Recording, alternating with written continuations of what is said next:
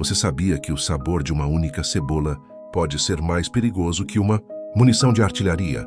Enquanto o mundo queimava sob o peso das botas de ferro, em 1942, dentro das cercas de arame farpado, de um dos campos mais esquecidos da Europa, uma guerra silenciosa era travada não com pólvora, mas com cascas de batata, sal roubado, e uma coragem que desafiava a própria biologia humana. Se você gosta de histórias reais, cruas, e que mostram do que o ser humano é capaz quando lhe tiram tudo, menos a dignidade, já deixa o like agora, porque esta narrativa precisa ser contada antes que o tempo a apague por completo. Imagine agora o silêncio absoluto de uma madrugada gelada. O único som que você ouve é o estalar do gelo e o ranger das botas dos guardas nas passarelas de madeira. No bloco 14, um homem chamado Elias está agachado no escuro. Ele não está rezando, embora pareça. Ele está raspando, com a precisão de um cirurgião, o resto de terra de uma raiz que encontrou cavando o solo congelado. Durante o trabalho forçado, Elias era um mestre da culinária em Lyon, um homem que entendia a química do prazer e a arquitetura de um banquete. Agora ele é apenas o prisioneiro 4C492. Mas ele carrega um segredo. Em um mundo projetado para te transformar em um animal faminto e sem alma, manter o paladar vivo é o maior ato de rebeldia possível. Comenta aqui embaixo antes de prosseguirmos. De qual cidade você está assistindo este vídeo? E que horas são agora aí? Quero saber quem são as mentes acordadas que estão mergulhando comigo nesta escuridão histórica. O sistema de opressão era cirúrgico. Eles não queriam apenas matar o corpo, eles queriam quebrar o espírito. E a forma mais rápida de fazer isso é através da comida. A ração era uma água cinzenta, que eles chamavam de sopa, mas que na verdade era apenas o subproduto da negligência, muitas vezes misturada com serragem, para dar volume e enganar o estômago. Por alguns minutos, um homem que não sente o gosto de nada por meses começa a esquecer quem ele é. Ele esquece sua casa, esquece o perfume da sua esposa, esquece a própria humanidade. Elias percebeu que, se conseguisse trazer um único grama de sabor real para aqueles homens, ele estaria devolvendo a eles a vontade de lutar.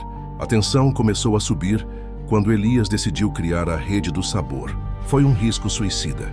Ele começou a trocar pequenos favores por especiarias contrabandeadas. Um punhado de sal por um botão de cobre. Um dente de alho seco por uma informação sobre a escala dos guardas. Cada transação era uma dança com a morte. Se essa história já está prendendo a sua atenção e você sente o peso desse perigo, se inscreve agora no canal, porque o que eu vou te contar a seguir é onde a esperança e o terror se encontram de forma definitiva. Elias sabia que precisava de um aliado, ou melhor, de uma vítima no lado oposto. O sargento Miller era o responsável pela logística do campo. Um homem gélido, cujos olhos pareciam duas pedras de granito. Mas Elias, com seu instinto de chefe, observou algo. Miller sempre limpava os lábios, de forma obsessiva quando via os caminhões de suprimentos chegarem. Ele sentia falta de algo que o poder não podia dar, a sensação de ser cuidado. Elias começou então um jogo psicológico perigoso. Ele começou a cozinhar para o inimigo, usando ingredientes que ele roubava da própria despensa dos oficiais, mas transformando-os com técnicas que os cozinheiros militares jamais conheceriam. Isso gerou um conflito interno brutal no campo. Os outros prisioneiros viam Elias entregando pratos fumegantes para o sargento enquanto eles morriam de inanição. Traidor, sussurravam nas sombras. Colaboracionista, diziam enquanto ele passava. O que eles não sabiam é que Elias estava envenenando a autoridade de Miller com o prazer. Ele estava tornando o sargento dependente daquela gastronomia clandestina. Você acha que ele deveria ter confiado nessa estratégia? O que você faria se tivesse que escolher entre ser visto como um traidor para salvar a alma dos seus companheiros, através de uma jogada de mestre? Inclusive, se você tem interesse em aprender a contar histórias com esse nível de impacto visual e emocional, se quer dominar a edição de vídeo para prender a audiência do início ao fim, como estamos fazendo aqui, eu deixei um link na descrição com o curso de edição que eu recomendo. É a ferramenta certa para transformar suas ideias em cinema. O clímax dessa batalha silenciosa Aconteceu na noite de Natal de 1943. Miller, num surto de sadismo e melancolia, exigiu que Elias preparasse um jantar que o fizesse lembrar de sua infância na Baviera. Se eu não chorar de nostalgia, Elias, você será executado ao amanhecer diante de todo o bloco, disse o sargento, colocando uma pistola sobre a mesa improvisada na cozinha. Elias tinha apenas restos: ossos de porco que haviam sido descartados, algumas raízes mofadas e aquele último dente de alho que ele guardava como uma relíquia. Ele cozinhou como se sua vida dependesse de cada molécula de vapor. Ele usou a técnica de redução para extrair o máximo de sabor dos ossos. Criou uma emulsão com gordura, recuperada, e aromatizou tudo com o alho, que era o coração da sua resistência. Quando o prato foi servido, o galpão estava em silêncio absoluto. Miller deu a primeira garfada. O sabor atingiu o centro nervoso do opressor.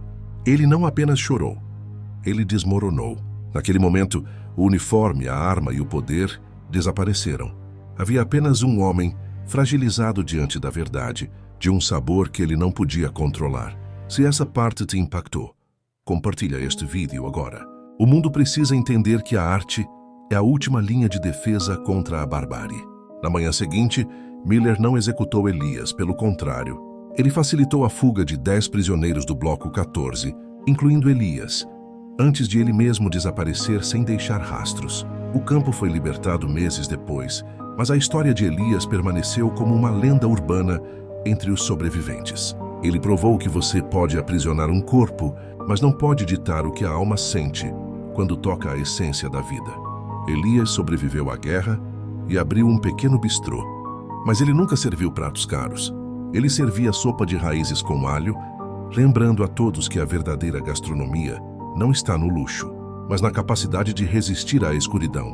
No entanto, o mistério não termina aqui. Anos depois, Elias recebeu um pacote anônimo contendo uma medalha militar antiga e uma receita escrita à mão em alemão. A carta dizia: "O sabor me libertou da minha própria prisão." Mas quem enviou aquela carta? E por que o nome de Elias ainda constava nos arquivos de inteligência como alguém que nunca saiu daquele campo? A verdade por trás do destino do sargento Miller e o que realmente aconteceu naquela última noite de 1943 esconde algo muito mais sinistro do que uma simples fuga. No próximo episódio, vamos explorar os arquivos secretos que mostram que nem todos que saíram daqueles portões eram quem diziam ser. Se inscreve agora para não perder o que vem a seguir, porque a história que você conhece é apenas a superfície de um segredo muito mais profundo. A névoa sobre o passado de Elias começou a se dissipar de uma forma que ele jamais desejou. Após a entrega daquele pacote misterioso, o pequeno bistrô em Lyon, que antes era um refúgio de paz, tornou-se um labirinto de sombras. Ele percebeu que a gastronomia da detentidora resistência não havia terminado com o cessar-fogo. Ela havia apenas mudado de cozinha. A receita escrita em alemão que ele recebeu não era apenas uma instrução culinária. Era um mapa codificado. Ao analisar as proporções de sal e os tempos de cozimento anotados no verso do papel amarelado, Elias, com sua mente treinada na precisão da alta gastronomia, percebeu que os números correspondiam a coordenadas geográficas e frequências de rádio.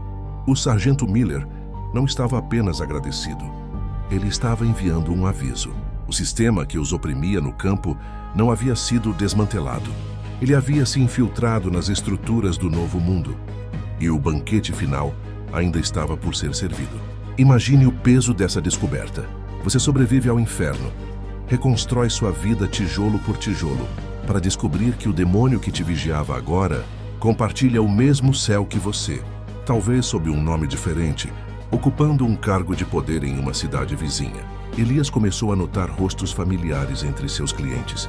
Homens de meia-idade, com postura excessivamente ereta e cicatrizes escondidas sob ternos caros, que pediam o prato de raízes e alho, e o olhavam nos olhos com uma cumplicidade aterrorizante. Eles não estavam ali pela comida. Estavam ali para ver se o mestre ainda lembrava do sabor da submissão. A tensão escalou quando, em uma noite chuvosa de terça-feira, um homem sentado à mesa de canto deixou cair um guardanapo. Ao recolhê-lo, Elias viu um símbolo gravado no anel do desconhecido. O mesmo emblema da unidade de elite que geria o campo em 1942.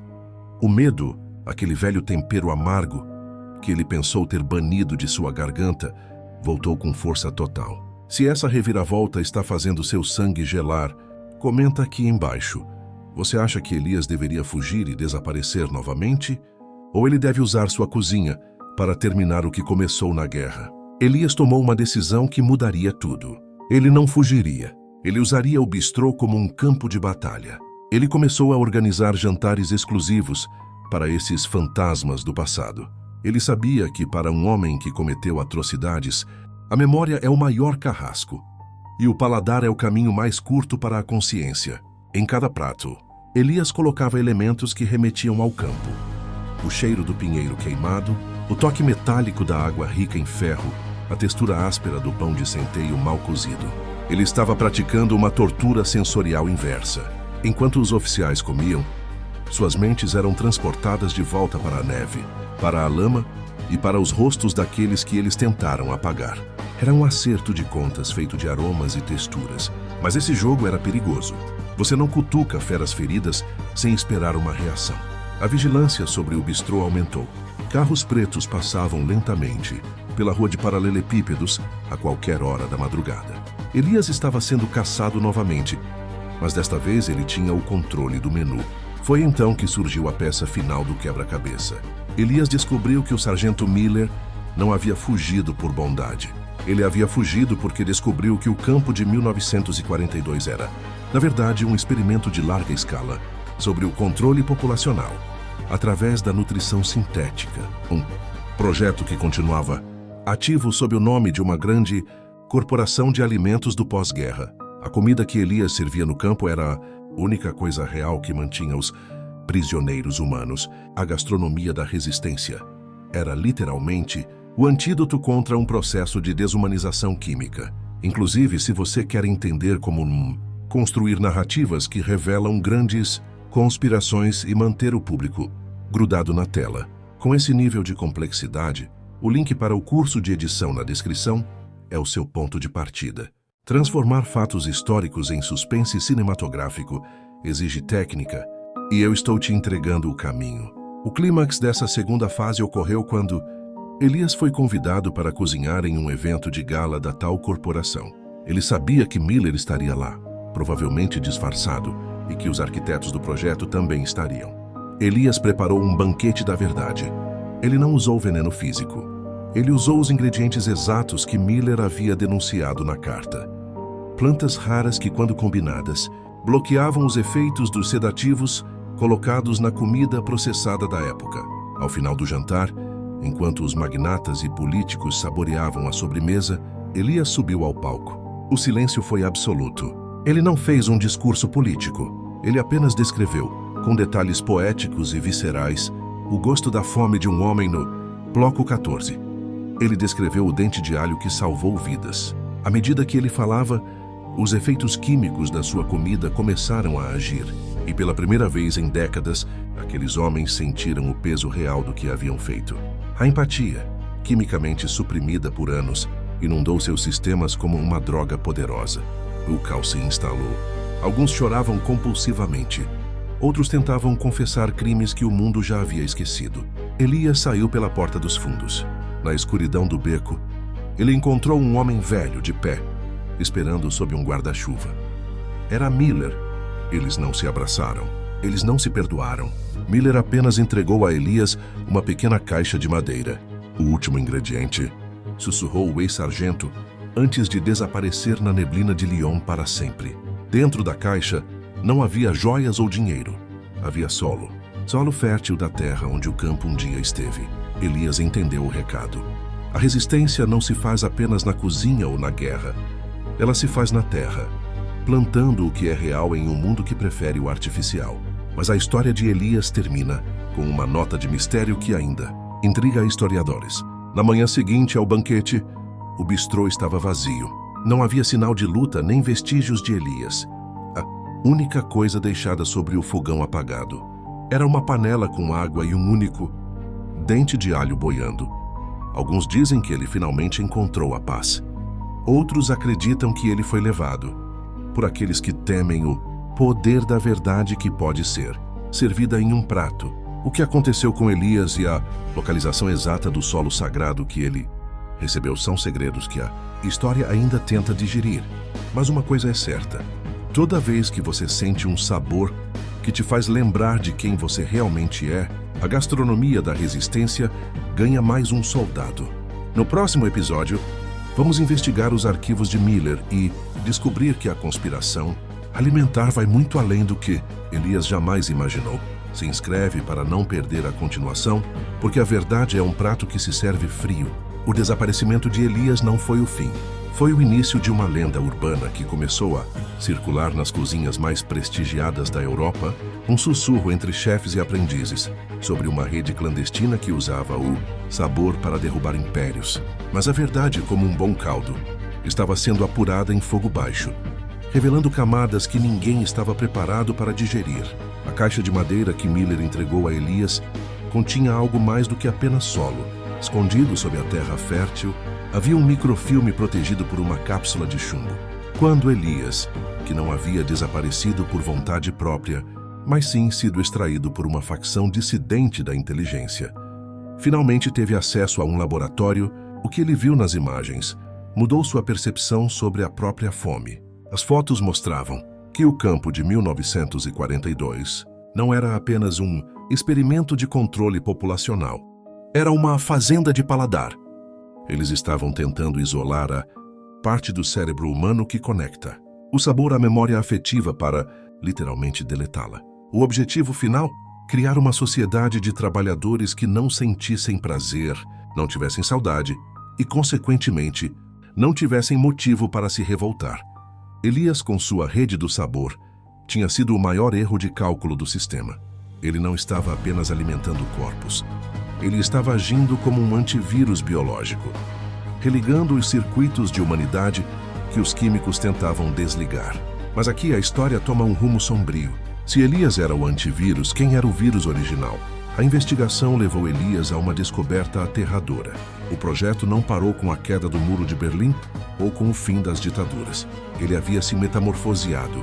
A empresa de alimentos processados que Elias confrontou. No banquete era apenas a fachada de algo maior. Eles haviam descoberto como sintetizar o gosto do medo e estavam introduzindo-o na cadeia alimentar global através de aditivos comuns. A ansiedade coletiva, a depressão moderna e a sensação de vazio que muitos sentem hoje poderiam ser subprodutos de uma receita desenhada décadas atrás. Você já sentiu que, por mais que coma, nunca está satisfeito? Ou que a comida hoje em dia não tem o mesmo gosto da infância? Comenta aqui. Você acha que isso é apenas nostalgia ou que realmente mexeram no nosso paladar? Elias, agora operando sob o codinome O Cozinheiro, começou a treinar uma nova geração. Jovens chefes que não queriam estrelas Michelin, mas sim a capacidade de curar as pessoas através da alimentação real. Eles eram os novos soldados da gastronomia da resistência. Eles invadiam sistemas de abastecimento, substituíam lotes de comida industrializada por grãos orgânicos carregados de fitonutrientes, restauradores, e deixavam para trás um único símbolo: um dente de alho esculpido em madeira. A guerra agora era invisível. Não havia tiros, apenas jantares. Não havia bombas, apenas temperos. O clímax final desta saga aconteceu quando Elias descobriu o paradeiro do paciente zero. Captain Tudor, o homem que deu origem ao experimento no campo, para sua total descrença, não era um oficial nazista ou um cientista louco. Era um antigo mestre de Elias, o homem que lhe ensinou a arte da culinária em Lyon, que havia sido sequestrado e forçado a usar seu gênio para o mal. O reencontro entre mestre e aprendiz, em uma instalação subterrânea nos Alpes, foi o teste definitivo para o coração de Elias. Seu mestre estava morrendo, mantido vivo apenas por máquinas e pela mesma nutrição sintética que ele ajudou a criar. Ele olhou para Elias e sussurrou: eles esqueceram o sal. Elias, eles sempre esquecem o sal da terra. Naquele momento, Elias percebeu que a cura não era um prato complexo. Era o retorno à simplicidade radical. Percebe como a narrativa vai escalando do pessoal para o global. Isso é a estrutura de retenção. Se você quer aprender a montar esses ganchos e manter seu público hipnotizado. Por 30 minutos ou mais, confere o curso de edição no link abaixo. É a sua chance de se tornar um mestre do storytelling. Elias desligou as máquinas. Ele preparou a última refeição de seu mestre, uma crosta de pão esfregada com alho e uma pitada de sal marinho. O ato final de misericórdia foi também o ato final de destruição do sistema. Ao introduzir comida real naquele ambiente estéril, ele causou um curto-circuito biológico nos sensores da instalação, revelando a localização da base para o mundo.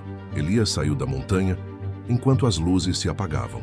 Ele não foi preso, ele não foi celebrado, ele apenas caminhou até a cidade mais próxima e comprou um saco de sementes. A história termina onde começou, no solo, mas o gancho que fica é para todos nós. Gastronomia da resistência não é sobre o passado, é sobre o que você coloca no seu prato hoje. Porque segundo os arquivos que Elias deixou para trás, antes de seu segundo e definitivo desaparecimento, o próximo ingrediente da conspiração não será algo que comemos, mas algo que nos impedirá de sentir o gosto de qualquer outra coisa para sempre. A receita final de Elias ainda está por aí, escondida em vídeos como este para aqueles que têm olhos para ver e paladar para discernir. No próximo episódio, vamos analisar a lista de aditivos que Elias denunciou e que podem estar na sua despensa agora mesmo. O que eles estão escondendo de você muda completamente o conceito de saúde. Se inscreve agora para não ser a próxima vítima desse banquete de sombras. A resistência começa na sua cozinha. Ative as notificações e prepare-se. A verdade é o único prato que eles não conseguem digerir. A jornada de Elias agora entrava em sua fase mais perigosa, onde a linha entre o cozinheiro e o espião desaparecia por completo, sob o vapor das panelas de pressão. O que ele descobriu nos arquivos criptografados do seu mestre não era apenas um plano de controle alimentar, mas uma mutação genética silenciosa. Eles estavam tentando criar o paladar estéril, uma condição onde o ser humano perderia a capacidade de distinguir o frescor da podridão, tornando-nos dependentes absolutos de nutrientes sintéticos, produzidos em laboratórios de alta segurança. Se você está sentindo que essa história está atingindo um nível de conspiração que faz tudo o que você come parecer suspeito, já deixa o seu like, porque o que eu vou revelar agora sobre os ingredientes modernos vai mudar sua próxima ida ao mercado. Elias não era mais um homem livre.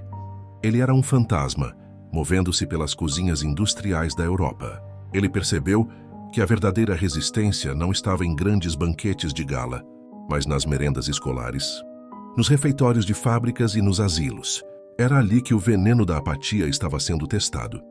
Ele começou a sabotar as linhas de produção, não com bombas, mas com sementes ancestrais. Ele introduzia traços de manjericão roxo e orégano, selvagem em lotes de comida processada, criando o que ele chamava de flashbacks gastronômicos. Milhares de trabalhadores, ao darem a primeira garfada em suas refeições industriais, eram subitamente atingidos por memórias de infância, por uma vontade súbita de chorar ou de abraçar seus filhos. Ele estava quebrando o feitiço da apatia através do sistema límbico. Comenta aqui agora, você já comeu algo que te fez viajar no tempo de forma tão violenta que você esqueceu onde estava? Essa é a ciência que Elias estava usando contra o sistema. E se você quer dominar essa arte de prender a atenção, de criar narrativas que tocam o emocional e o cerebral ao mesmo tempo, clica no link da descrição para conhecer o curso de edição que eu recomendo.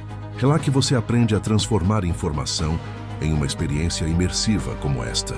A tensão atingiu o ponto de ruptura quando a corporação, percebendo a contaminação de humanidade em seus produtos, enviou uma unidade de contenção para caçar Elias.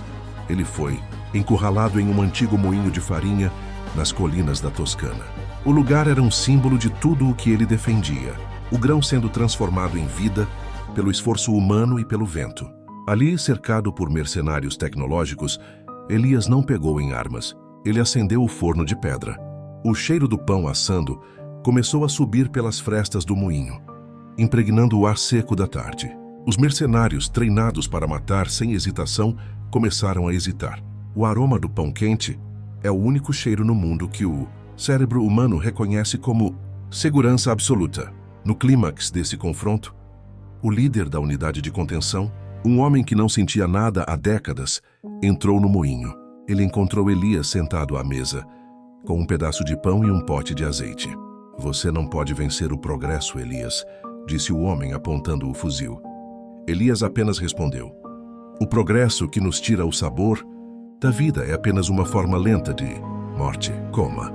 O que aconteceu naquele moinho nunca foi registrado oficialmente, mas os moradores da vila próxima dizem que viram os soldados saindo sem suas armas, caminhando como se tivessem acabado de acordar de um transe profundo.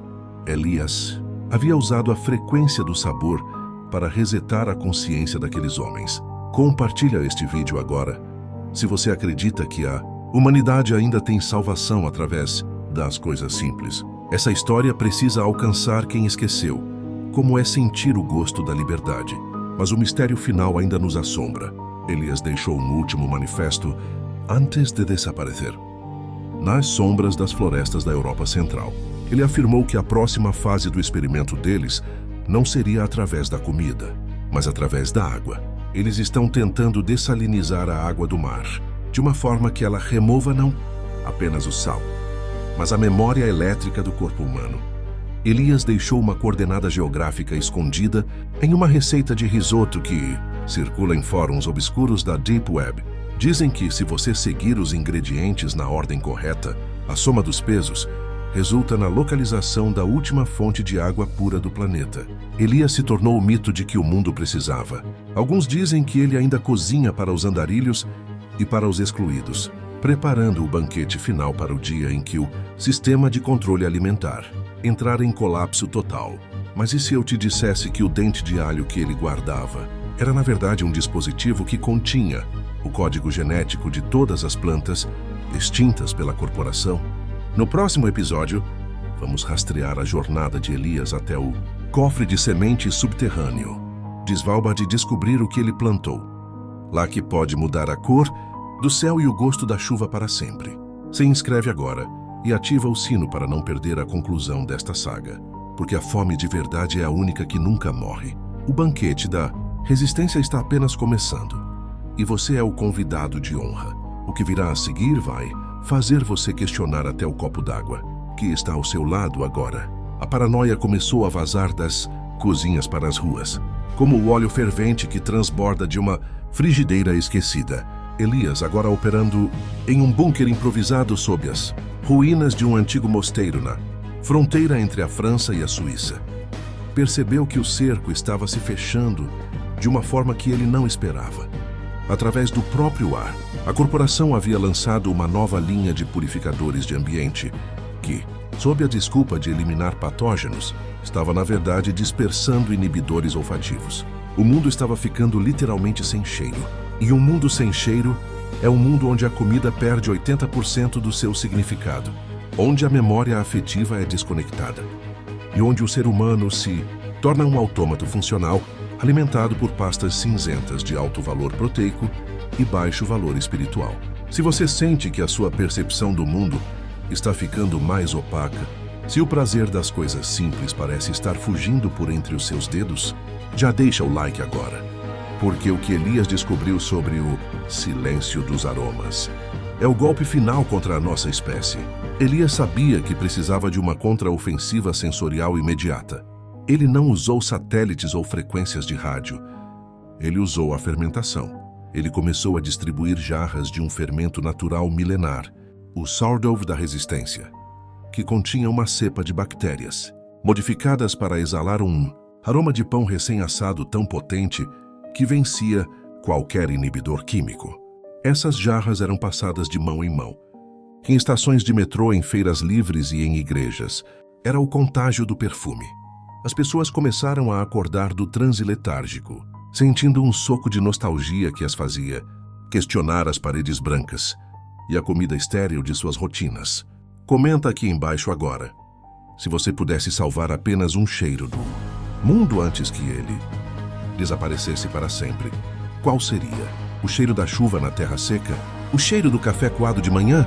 O cheiro da pele de quem você ama? Quero saber o que ainda mantém a sua alma ancorada na realidade. Enquanto a rede de Elias crescia, A corporação enviou seu ativo mais perigoso, um sommelier de sombra, um homem treinado para detectar e neutralizar qualquer anomalia sensorial. O confronto final não aconteceu com explosões cinematográficas, mas em uma pequena praça pública em Lyon, onde Elias decidiu fazer seu último ato de rebeldia aberta. Ele montou um fogareiro simples e começou a queimar cascas de laranja, canela e cravos. O sommelier aproximou-se com seus sensores químicos apitando freneticamente, pronto para prender Elias por terrorismo olfativo. Mas ao chegar perto, ele parou. O cheiro não era apenas um perfume, era uma frequência vibracional que ressoava com o DNA humano. Elias olhou para o caçador e ofereceu-lhe uma xícara de um chá feito com ervas que não deveriam mais existir. A sua sede não é por água, disse Elias. A sua sede é por pertencimento. Se essa jornada de resistência através dos sentidos está mexendo com a sua percepção de realidade, se inscreve agora, porque o que eu vou contar sobre o destino do sommelier e o segredo guardado nas montanhas de Svalbard é o que define o futuro da nossa civilização. E se você quer aprender a construir clímax narrativos como este, onde o silêncio fala mais alto que o grito, o link para o curso de edição está na descrição esperando por você. Dominar a retenção é dominar a arte de manter a esperança viva em quem te assiste. O sommelier bebeu o chá e pela primeira vez em sua vida profissional, ele falhou. Ele desligou seus dispositivos de monitoramento e sentou-se ao lado de Elias. Naquela tarde, Lyon não sentiu o cheiro da poluição ou dos inibidores químicos. A cidade inteira foi inundada por um aroma de especiarias que viajou pelos canais e vielas, despertando jantares de família que haviam sido esquecidos há gerações. Foi o grande despertar do paladar. No entanto, Elias sabia que seu tempo estava acabando. A corporação não aceitaria a derrota de seu melhor agente. Eles enviaram drones de dispersão pesada para saturar a área, com um agente neutralizante total. No momento em que os drones surgiram no horizonte, Elias entregou ao ex-sommelier um pequeno frasco de vidro escuro. Leve isso para o cofre de sementes no Ártico, sussurrou ele. Não é uma semente, é o fermento original da vida. Se eles conseguirem esterilizar o mundo, isso é a única coisa que poderá reiniciá-lo. Elias ficou para trás, envolto na fumaça de suas ervas, enquanto os drones mergulhavam. Ele não correu. Ele apenas fechou os olhos e respirou fundo, saboreando o ar uma última vez. Compartilha esse vídeo se você acredita que a verdade não pode ser sufocada, nem mesmo pelo progresso mais sombrio. O que aconteceu em Svalbard depois disso é um mistério que poucos têm coragem de investigar. Dizem que no coração do gelo, algo começou a florescer onde nada deveria crescer. E dizem que em certas noites, quem chega perto do cofre de sementes não sente apenas o frio do Ártico, mas o cheiro inconfundível de um refogado de alho e cebola que parece vir de dentro da própria terra. Elias pode ter desaparecido, mas a sua receita de liberdade foi escrita no ar que respiramos. Mais atenção! A corporação acaba de anunciar um novo plano de alimentos cognitivos que promete aumentar o seu foco, mas Elias deixou um aviso final, escondido no código-fonte deste roteiro. O que está dentro dessas novas pílulas de foco vai te impedir de sonhar para sempre. No próximo episódio, vamos abrir o frasco que Elias enviou para o Ártico e descobrir por que o governo está tentando lacrar aquela área com força militar. Se inscreve agora e ativa o sino, porque o banquete final da resistência está prestes a ser servido e o ingrediente principal é você. A névoa gelada de Svalbard não era apenas climática, era uma barreira de silêncio imposta por satélites de vigilância de última geração. O ex-sommelier, agora um desertor carregando o destino da humanidade em um frasco de vidro escuro, caminhava sobre o permafrost, sentindo que cada passo era monitorado por algoritmos de predição de comportamento. O que Elias havia entregue a ele não era uma substância química, mas uma cultura viva de micro-organismos que continham a assinatura vibracional da Terra antes da grande esterilização industrial. Se você acha que a comida orgânica é apenas uma escolha de estilo de vida, prepare-se. Porque o que Elias descobriu é que certas bactérias ancestrais são as únicas capazes de manter os receptores de dopamina e serotonina do cérebro humano funcionando sem a interferência de sinalizadores externos. Deixa o seu like agora, porque o que eu vou te contar sobre o cofre de sementes e o plano de reinicialização biológica é o capítulo mais proibido desta saga. O sommelier chegou ao portal de aço do cofre, mas ele não encontrou cientistas. Ele encontrou uma unidade de limpadores da corporação, homens sem rosto, cujos sentidos haviam sido completamente substituídos por interfaces neurais. Eles não podiam ser afetados pelo cheiro do pão ou pelo calor da nostalgia. Para eles, o frasco na mão do desertor era apenas um alvo a ser neutralizado. Mas Elias, em sua genialidade de mestre da resistência, havia previsto isso. Ele não ensinou ao sommelier apenas a carregar o frasco. Ele o ensinou a cozinhar o ambiente. O desertor abriu o frasco, mas não para beber ou derramar. Ele o colocou sobre uma pequena fonte de calor geotérmico, que emanava de uma fissura no gelo. O vapor que subiu não era um aroma comum. Era uma sinfonia de fermentação. À medida que as bactérias entravam em contato com o ar gelado e purificado do Ártico, elas começaram a se multiplicar a uma velocidade impossível, criando uma densa nuvem de aerossóis biológicos. Os limpadores, cujas interfaces neurais dependiam de um ambiente químico estéril para funcionar, começaram a sofrer interferência. O sistema deles não conseguia processar a complexidade molecular daquela vida ancestral. Eles entraram em colapso sistêmico. As máquinas em seus cérebros tentando catalogar um cheiro que não tinha código digital. O cheiro da origem. Comenta aqui embaixo agora. Você acredita que a tecnologia pode algum dia replicar a complexidade de uma floresta ou de um fruto colhido do pé? Ou existe algo na natureza que é, por definição, impossível de hackear? Enquanto os guardas caíam, o sommelier entrou no santuário final. Lá dentro, ele não encontrou apenas sementes. Ele encontrou o arquivo de sabores de Elias. Eram milhares de placas de vidro, com amostras de terra de todos os cantos do mundo, preservadas por um sistema de refrigeração que não dependia da rede elétrica global, mas de um mecanismo de contrapesos e gravidade, desenhado por arquitetos renascentistas. Elias sabia que a eletricidade seria a primeira coisa a ser controlada pelo sistema. A resistência era analógica. Se você quer aprender a criar essa profundidade narrativa, onde cada detalhe técnico se torna uma peça de suspense, o link para o curso de edição na descrição é o seu guia definitivo. Aprender a editar é aprender a dar ritmo aos segredos que o mundo tenta esconder. No centro do arquivo, havia uma última mensagem gravada em um disco de vinil de cobre. A voz de Elias, cansada mas firme, ecoou pelo bunker de gelo. Se você está ouvindo isso, o mundo lá fora já esqueceu o que é sentir fome de verdade. Eles sentem falta de calorias, mas não sentem falta de sentido. O conteúdo deste cofre não é para alimentar o corpo, mas para restaurar a bússola moral do paladar. Quem come da terra real não aceita as correntes do artificial.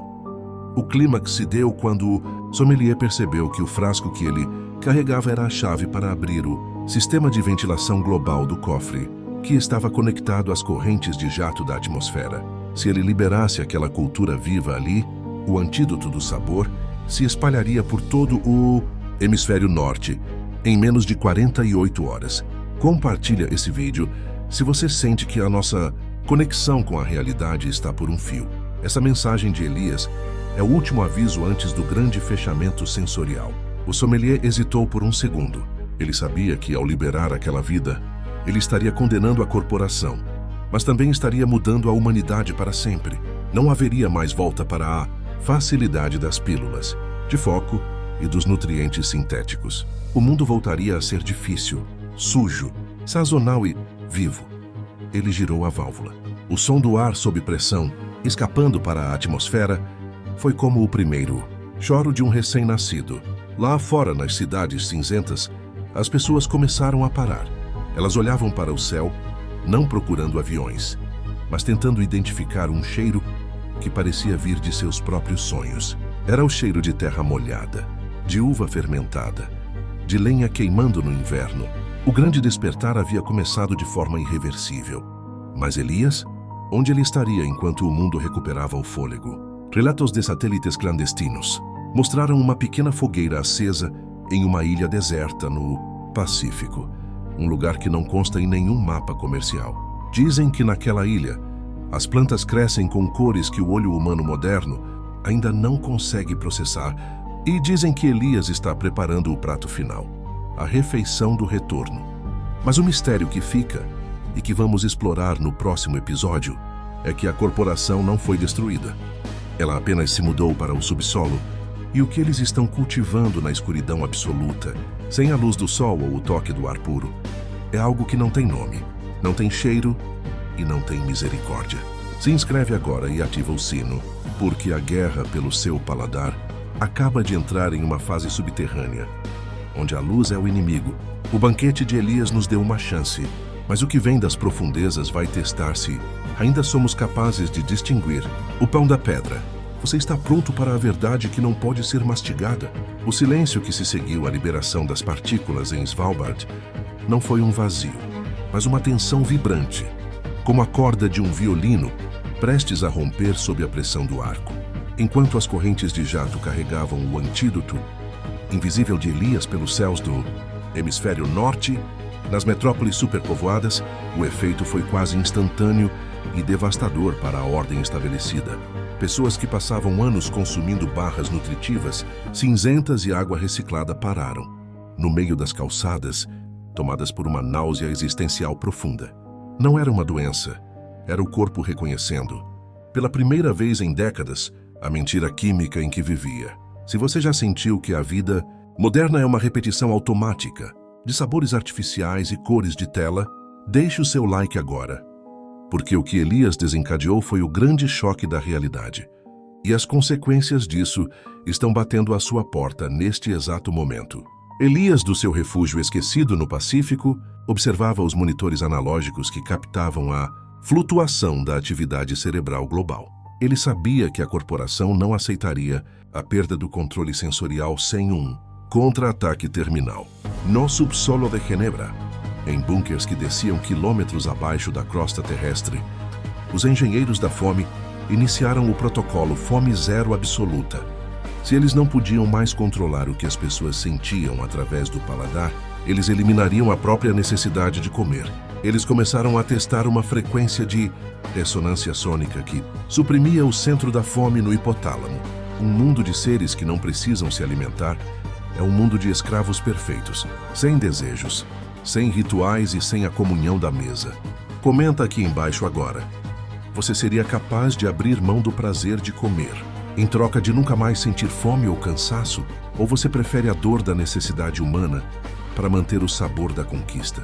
A resistência agora não era mais sobre distribuir fermento, mas sobre proteger a própria biologia. O ex-sommelier, ainda dentro do cofre de Svalbard, descobriu que o plano da corporação envolvia a liberação de nanorobôs na rede de abastecimento que selariam as papilas gustativas permanentemente, transformando o ato de comer em algo puramente mecânico e sem alma. Ele enviou um sinal de rádio codificado para Elias. O banquete acabou. Eles estão quebrando os pratos. Elias sabia que só restava uma jogada. Ele precisava expor a frequência de ouro. Um som orgânico gravado das profundezas das florestas virgens que, quando sobreposto à frequência sônica da corporação, criava uma harmonia capaz de proteger o sistema nervoso humano.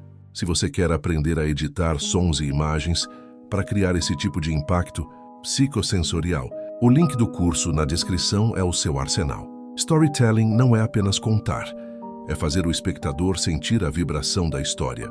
No clímax final desta guerra invisível, Elias usou a rede de satélites clandestinos para transmitir a frequência de ouro. Por 5 minutos, todos os dispositivos eletrônicos do planeta emitiram um som que lembrava o vento, passando por um trigal e o borbulhar de uma nascente de água pura. Nos escritórios da corporação, as máquinas de supressão entraram em curto-circuito. Os diretores, que viviam de dietas ultra sofisticadas enquanto o povo comia resíduos, sentiram o gosto de tudo o que haviam negado ao mundo. O gosto da terra, do sangue e das lágrimas de milhões. Foi o julgamento pelo paladar. Eles não suportaram a carga sensorial e seus impérios de vidro tio. Começaram a ruir sob o peso da verdade biológica. Compartilha esse vídeo se você acredita que a nossa essência Não pode ser digitalizada ou suprimida por algoritmos. A gastronomia da resistência provou que o corpo humano é o templo final da liberdade. O mundo que emergiu dessa crise não era um paraíso, mas era real.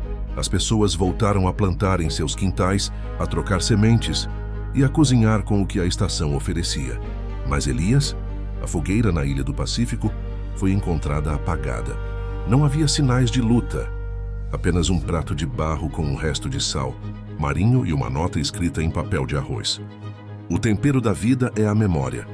Não deixem que eles apaguem o fogo outra vez. O gancho final que nos resta é o mais perturbador de todos. Recentemente, mergulhadores de exploração profunda encontraram estruturas estranhas no fundo do oceano, emitindo um brilho azulado e um cheiro doce, quase hipnótico, que atrai as pessoas para as praias em massa.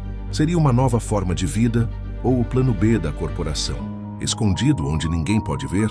No próximo episódio, vamos investigar os cânticos das sereias, químicas e descobrir porquês crianças nascidas após o grande despertar estão desenvolvendo um sentido que nós nunca tivemos. Se inscreve agora e ativa o sino, porque a história de Elias pode ter terminado, mas o menu da nova era está sendo escrito em um idioma que nós ainda não aprendemos a ler. Você tem coragem de provar o desconhecido ou vai se esconder na segurança do que já conhece? A resistência mudou de forma e o próximo prato pode ser você. A névoa azulada que emanava das profundezas do oceano não era um fenômeno biológico natural, mas a última cartada de uma corporação que se recusava a morrer. A gastronomia da atmosfera total. Elias, agora um ancião cujas mãos carregavam as cicatrizes de 1000 cortes de faca e o perfume permanente de especiarias extintas, observava o brilho no horizonte de sua ilha. Ele compreendeu, com a clareza de quem decifra uma receita complexa, que o inimigo havia desistido de controlar o que comemos para controlar o que somos. Esse brilho era uma dispersão de nanopartículas de açúcar sintético ionizado, projetado para se ligar aos receptores de oxigênio. O mundo não estava apenas respirando, o mundo estava sendo alimentado à força por um êxtase químico que tornava a comida real, desinteressante e amarga. Se você sente que a sua vontade de lutar está sendo substituída por um conforto vazio, se o prazer das coisas autênticas parece estar perdendo a cor diante das facilidades digitais, deixe o seu like agora, porque este é o banquete final e o prato principal. É a sua própria percepção da realidade. Elias sabia que não restava mais tempo para fermentações lentas ou mensagens codificadas em sementes. Ele precisava de um sacrifício sensorial. Ele reuniu os últimos remanescentes da rede do sabor em uma transmissão de rádio de baixa frequência que atravessou as barreiras sônicas da corporação. Ele não deu ordens. Ele deu uma última instrução culinária: queimem o que é puro. Em cozinhas clandestinas, em quintais esquecidos e em praças ocupadas, milhares de pessoas começaram a queimar resinas de mirra, sândalo e, acima de tudo, o alho selvagem que Elias havia preservado. A fumaça negra e densa da matéria orgânica pura subiu aos céus, colidindo com a névoa azul sintética. Era uma guerra química de proporções bíblicas, o cheiro do sacrifício contra o cheiro do artifício. Comenta aqui embaixo agora o que você estaria disposto a queimar para recuperar a sua capacidade de sentir a verdade? Qual memória você protegeria com a sua própria vida se o mundo decidisse que ela não tem mais valor? Enquanto os céus entravam em combustão sensorial, Elias caminhou até a beira do oceano. Ele não carregava armas, apenas um pequeno caldeirão de ferro fundido. Ele acendeu um fogo na areia, usando a madeira de barcos naufragados que carregavam a história de séculos de comércio e exploração. Ele preparou uma última refeição, não para si, mas para o próprio planeta. Ele jogou no caldeirão o sal das lágrimas dos oprimidos, a água das geleiras que ele vira derreter e a última raiz de gengibre que restava na terra. O aroma que subiu daquela praia foi tão violento, tão visceral e tão humano que rasgou a rede de satélites da corporação. Foi o grito do paladar. Naquele instante, o feitiço do açúcar ionizado quebrou. As pessoas nas cidades caíram de joelhos, sentindo o gosto metálico da própria alienação e, logo em seguida, o gosto doce e pungente da redenção. Se você quer aprender a construir esse nível de tensão onde cada elemento da natureza se torna um personagem em conflito, onde a edição de som e imagem se fundem para criar uma sinfonia de resistência, o link para o curso de edição na descrição é a sua última porta aberta. A técnica é a sua faca. A história é o seu banquete. O clímax final foi um silêncio absoluto que durou exatamente 7 minutos. Nesses 7 minutos, o mundo recuperou o olfato original. A corporação, privada da sua névoa de controle, colapsou sob o peso da própria insensatez. Seus líderes, agora incapazes de suportar a intensidade sensorial da vida real, retiraram-se para o esquecimento. Elias, sentado diante de sua fogueira moribunda, olhou para o mar. Ele sabia que o equilíbrio era frágil, que a fome de poder é a única que nunca se sacia plenamente. Ele deixou sua última colher de madeira cravada na areia. Um monumento à simplicidade que venceu a complexidade estéril. Compartilha este vídeo se você acredita que a beleza da vida reside no seu amargor, na sua textura imperfeita e na sua capacidade de nos surpreender a cada garfada. A história da gastronomia da resistência termina aqui, não com uma vitória definitiva, mas com um retorno ao lar. O mundo voltou a ser um lugar onde o pão exige tempo, onde o vinho exige espera e onde a verdade exige coragem para ser mastigada. Elias desapareceu na luz do amanhecer, deixando para trás um mundo que, pela primeira vez em séculos, sabia exatamente qual era o gosto de ser livre. No próximo ciclo, não haverá mais narradores ou heróis. Haverá apenas você, a sua cozinha e a sua escolha de qual semente plantar. Se inscreve agora e ativa o sino para não esquecer que a resistência começa no momento em que você decide que o sabor da sua vida não pertence a ninguém além de você. O banquete está servido. Bom apetite!